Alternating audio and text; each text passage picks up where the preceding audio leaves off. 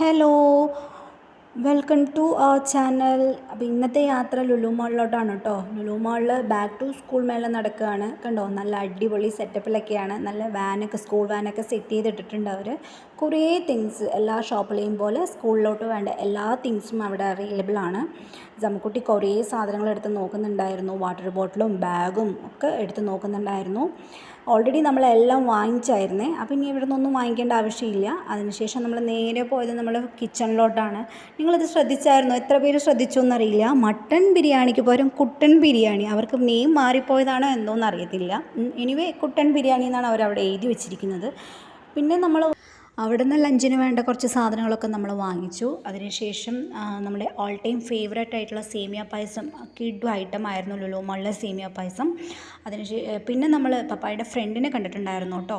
അവരോടൊക്കെ കുറച്ച് നേരം സംസാരിച്ച് പിന്നെ നേരെ പോയത് ലുലു മാളിലെ ചായക്കടയിലോട്ടായിരുന്നു.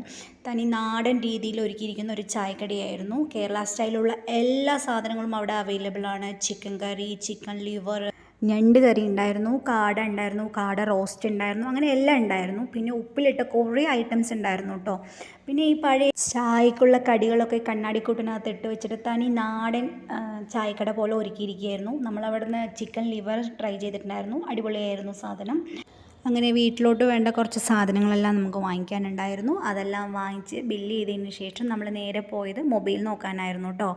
മൊബൈൽ ഡിസ്പ്ലേയിൽ വെച്ചിരിക്കുന്നതിൽ നിന്ന് സെൽഫി എടുത്ത് കളിക്കുമായിരുന്നു അവർ. നമ്മൾ അതിനിടയ്ക്ക് സമയ്ക്ക് പറ്റുന്നതൊക്കെ ചെയ്യുന്നുണ്ടായിരുന്നു. പിന്നെ നേരെ പോയത് ഐസ്ക്രീം കഴിക്കാനായിരുന്നു കേട്ടോ. കുറേ ഫ്ലേവേഴ്സ് ഉണ്ടായിരുന്നു. ഏത് തിരഞ്ഞെടുക്കണം എന്നുള്ളതായിരുന്നു കൺഫ്യൂഷൻ. അവസാനം ഇതായിരുന്നു ഞാൻ വാങ്ങിയിട്ടുണ്ടായിരുന്നത്. അടിപൊളി ഫ്ലേവർ ആയിരുന്നു കേട്ടോ.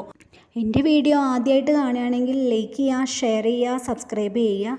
അപ്പോൾ ഇത്രയേ ഉള്ളൂ ഇന്നത്തെ ദിവസം. ബായ്.